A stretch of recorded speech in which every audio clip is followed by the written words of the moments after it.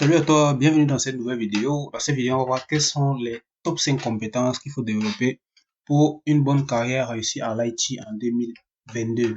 Donc, bonjour à toi et bienvenue sur cette chaîne. Moi, c'est Abel Otou. Donc, je suis ingénieur réseau et sécurité. Et sur cette chaîne, j'essaie de partager avec toi un maximum de conseils et d'apporter un maximum de valeur. Tout ce qui concerne les nouvelles technologies, les réseaux, la sécurité et l'IT de façon générale. Alors, dans cette vidéo, on va voir les top 5 compétences IT qui peuvent t'aider à évoluer et à exploser ta carrière dans cette année 2022. Donc, je te conseille de rester jusqu'à la fin parce que tous les conseils vont être que des pépites. Et en plus de ça, je vais t'apporter un petit bonus à la fin pour pouvoir pour que tu aies une vue globale de ce de quoi il s'agit. Alors, premier conseil ici, c'est de dire, il faut pas être pressé quand on se forme, c'est-à-dire lorsqu'on est dans un domaine précis, quand on va atteindre certains types de résultats, il faut pas être pressé, il faut faire les choses progressivement, il faut avoir une stratégie. Donc, il y a un proverbe qui dit, Rome ne s'est pas fait en un jour. C'est-à-dire que Rome, c'était une grande capitale par le passé, donc qui a dominé euh, l'Europe, c'est-à-dire ils étaient ceux qui étaient les plus prépondérants en Europe. Donc, ils ont marché sur l'Europe et ça s'est pas fait en un jour. Ils ont mis en place des stratégies, ils ont travaillé et ils ont eu un certain nombre de résultats. Donc, c'est le résultat de la stratégie qui leur a donc permis de s'imposer comme des personnes, comme ceux qui régnaient sur l'Europe. On parlait de l'Empire romain avec l'Empereur Constantin. Donc, en fait, il faut comprendre qu'on va aller sur le même modèle, qu'on va se former par rapport à une compétence, par rapport à un domaine précis.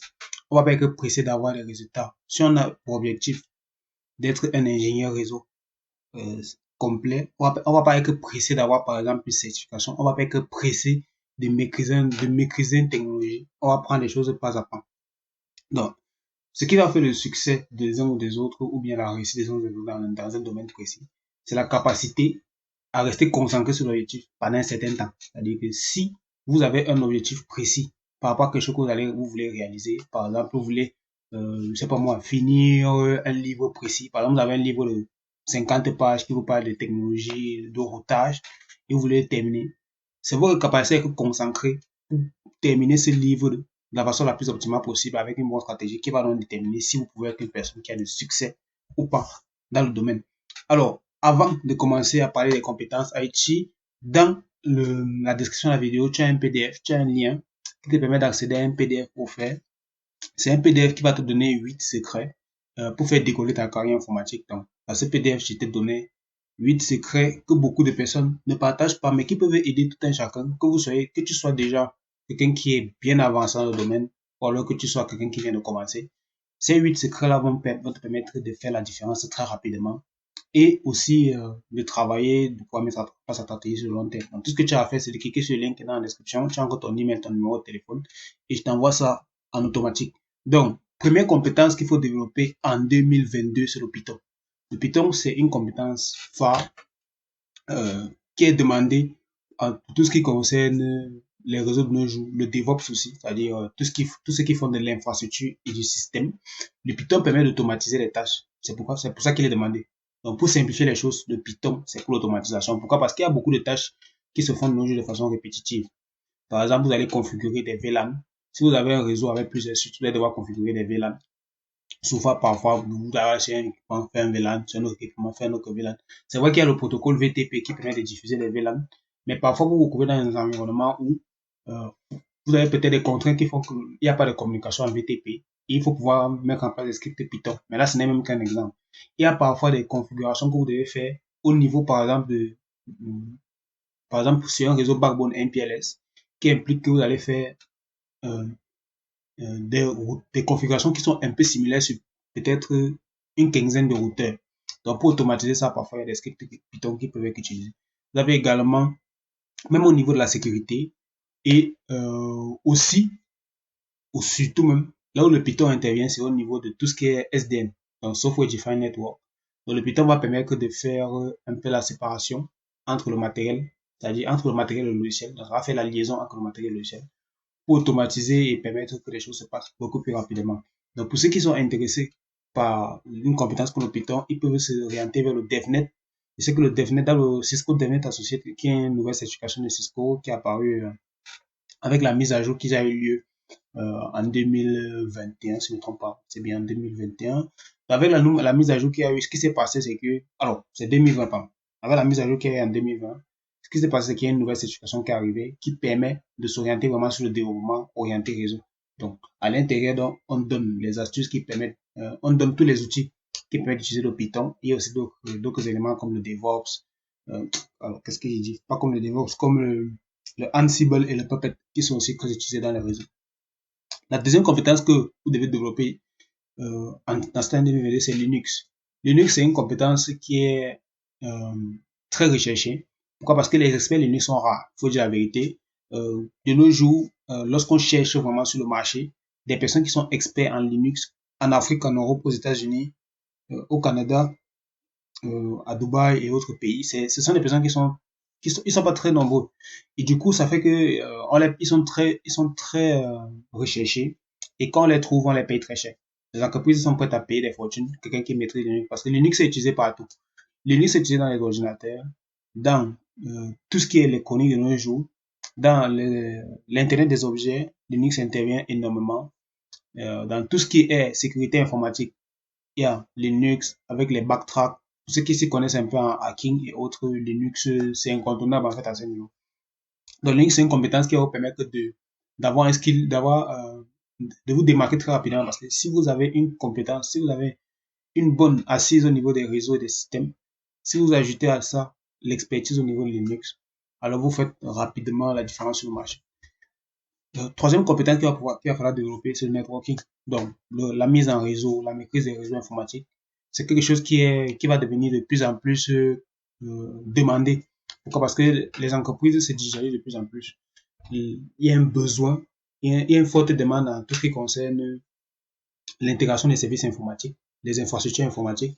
Donc, du coup, les entreprises ont besoin des personnes qui comprennent les technologies afin de pouvoir les implémenter rapidement lorsqu'ils ont un problème et de pouvoir résoudre aussi euh, globalement tous les problèmes en termes de réseau, même pas seulement le réseau, parce que de nos jours, on veut plus seulement quelqu'un qui a une bonne compétence en réseau, mais on veut quelqu'un qui comprend les réseaux, les télécoms et aussi un peu des systèmes. Ça permet de pouvoir intervenir sur une échelle beaucoup plus globale. Ça, c'est vraiment aussi dans les pays qui sont pas très développés, par exemple en Afrique et un peu, je dirais, en Afrique du Nord aussi et dans les pays de l'Est.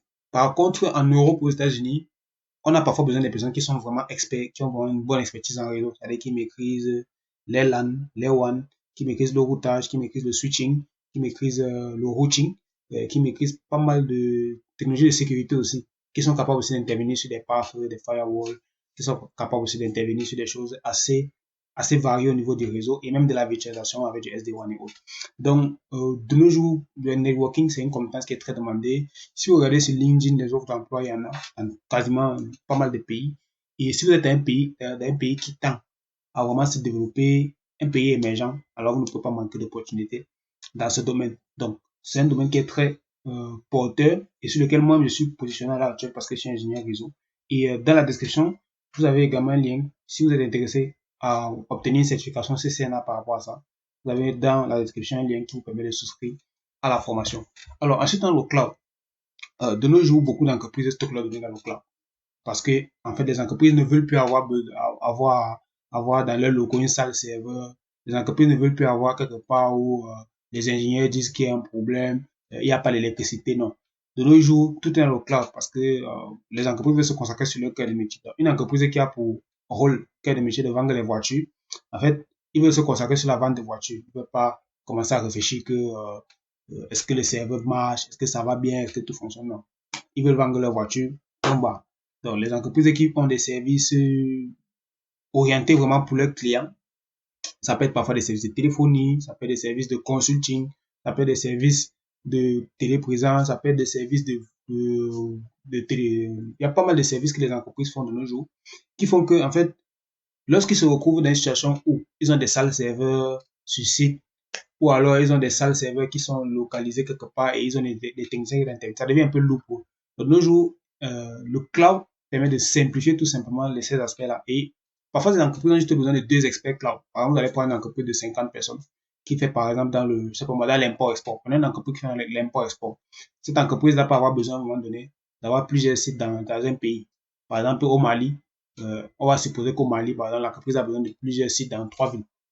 Parce qu'ils font de l'import-export. Ce qui va se passer, c'est quoi? Ce qui va se passer, c'est que ces 3 sites-là auront besoin d'être interconnectés. Et pour faire cette interconnexion, parfois, on a besoin de passer par des fournisseurs tiers. Maintenant, lorsqu'ils sont interconnectés, ils ont besoin d'avoir accès à certains services. Les employés ont besoin, par exemple, d'accéder à Microsoft Office. Ils ont besoin d'accéder à certains logiciels Oracle pour faire, par exemple, la gestion de stock.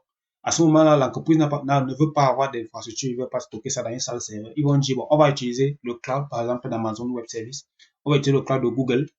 Par exemple, il y a un cloud de Google qui est au Sénégal, qu'ils peuvent utiliser. Donc, ils vont utiliser un cloud de Google qui est au Sénégal, s'interconnecter à ce niveau. Et à ce moment-là, ils auront besoin d'un expert cloud. Donc, ils auront besoin peut-être un maximum de personnes pour leur permettre d'avoir l'architecture cloud. C'est-à-dire que le travail des ingénieurs cloud, ce sera de mettre en place l'architecture et de suivre l'implémentation et ensuite de pouvoir faire le suivi. C'est-à-dire que lorsque ça sera en fonctionnement, il faudra faire le suivi. Vous imaginez combien on est prêt à payer ce genre de compétences? Parce que si c'est une entreprise qui fait du chiffre d'affaires vraiment et qui a besoin de se concentrer sur ce service-là, ils sont prêts à payer des gens même plus d'1 million par mois pour pouvoir les gérer ça. Et c'est donc pourquoi le cloud aujourd'hui, c'est une compétence qui est très demandée. Ça, l'exemple que j'ai pris en Afrique, mais si vous êtes en Europe, si vous êtes aux États-Unis, si vous êtes encore dans les pays développés, c'est naturel qu'on a besoin de personnes qui font le cloud. Donc, le cloud, c'est une compétence qui est en très forte demande et qui, de nos jours, permet de facilement sortir son épingle du jeu. Alors, cinquième compétence ici, c'est la blockchain. La blockchain, c'est quoi? La blockchain, c'est tout ce qui concerne les transactions qui se passent dans l'espace des crypto-monnaies. Donc, vous avez de nos jours des transactions qui se font dans un espace où il y a des échanges qui sont enregistrés et tout simplement qui opère en fait, c'est une création qui s'opère dans un monde parallèle. Si on peut dire comme ça. Bon, c'est vrai que je ne suis pas expert de la blockchain, mais ce que j'ai remarqué, c'est que de nos jours à l'actuel, c'est quelque chose qui est très demandé. Donc, les personnes qui maîtrisent et qui ont la capacité de facilement manier tout ce qui concerne ces transactions-là, parce que les entreprises de nos jours en ont besoin, notamment pour faire la promotion de leurs services, pour créer de nouveaux actifs, et aussi dans le monde financier, c'est-à-dire dans la finance. On a besoin des personnes qui maîtrisent la blockchain parce que de nos jours, les banques aussi, ils commencent à essayer de faire du business, tout ce qui concerne la blockchain et gagner de l'argent à ce niveau. Donc, si vous avez une expertise informatique qui permet d'implémenter des solutions qui utilisent la blockchain, alors forcément vous êtes une très grosse plus-value, notamment dans les pays occidentaux, les pays développés. C'est vrai qu'en Afrique, ce n'est pas encore vraiment tout développé, mais en Afrique, il y a une opportunité qui se glisse dans le sens où, lorsque vous maîtrisez la blockchain, vous avez une avance au niveau de la crypto-monnaie. Et la crypto-monnaie, on sait qu'à l'heure actuelle, c'est quelque chose qui a une très grande valeur. Donc, pour moi, voilà les cinq compétences pour cette année 2022 qu'il faut absolument développer, qu'il faut absolument mettre en avant pour se démarquer et pour tirer une meilleure valeur du marché. Tout simplement, il faut trouver une opportunité qui cadre avec des objectifs qui peuvent être assez élevés. Donc, en bonus, quand même, pour toi qui est resté jusqu'à la fin de cette vidéo et que je remercie. Alors, en bonus, je vais te parler de la virtualisation. La virtualisation, c'est tout ce qui concerne la dissociation entre le matériel et le logiciel. En gros, de ce qu'il faut comprendre la virtualisation, c'est ça. Avec la virtualisation, on est capable de dire que, par exemple, pour cet ordinateur avec lequel j'ai fait cette vidéo, on peut mettre deux ordinateurs, on peut mettre deux systèmes à l'intérieur qui vont cohabiter et sur lesquels on va pouvoir travailler indépendamment l'un de l'autre. C'est la virtualisation. La virtualisation va passer par des hyperviseurs. Par exemple, vous avez des hyperviseurs comme Hyper-V, vous avez VMware, vous avez, comment ça s'appelle, la VirtualBox. Donc, ces hyperviseurs-là permettent en fait de porter des systèmes d'exploitation.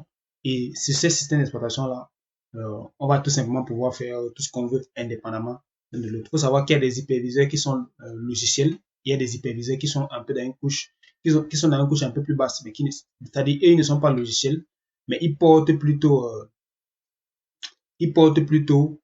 plusieurs systèmes d'exploitation. Pourtant, il y a des hyperviseurs qui, eux, sont déjà logiciels, c'est-à-dire qu'ils sont dans un système d'exploitation et eux-mêmes portent encore des systèmes d'exploitation. Donc, je vais pas aller en détail sur ce que c'est que la virtualisation, mais à l'heure actuelle, la virtualisation, c'est vraiment une compétence qui est très, très, très intéressante, surtout pour les acteurs du cloud. C'est-à-dire la virtualisation va de pair avec le cloud et aussi avec Linux. Parce qu'à l'heure actuelle, Linux est le système d'exploitation le plus utilisé sur les solutions de virtualisation. Donc, c'est une compétence qui, lorsqu'elle est bien maîtrisée et lorsque vous pouvez mettre en avant le fait que vous avez fait des travaux dessus, que vous avez implémenté des choses concrètes, ça peut facilement vous propulser dans certains contextes qui sont vraiment très valorisants. Donc voilà, c'était ça le bonus pour toi qui est arrivé jusqu'à la fin de cette vidéo. Si tu as apprécié la vidéo, n'hésite pas à lâcher un petit pouce bleu, tu t'abonnes si tu n'es pas encore abonné à la chaîne. Cette vidéo peut aider une personne qui est dans le domaine informatique mais qui cherche encore vraiment comment il peut se positionner. Donc tu peux partager cette vidéo à une personne de ton entourage et certainement je pense que ça va l'aider. Pour ma part, je suis fier que tu sois resté à la fin de cette vidéo. Je te remercie. Je te donne rendez-vous dans une prochaine vidéo. À très bientôt.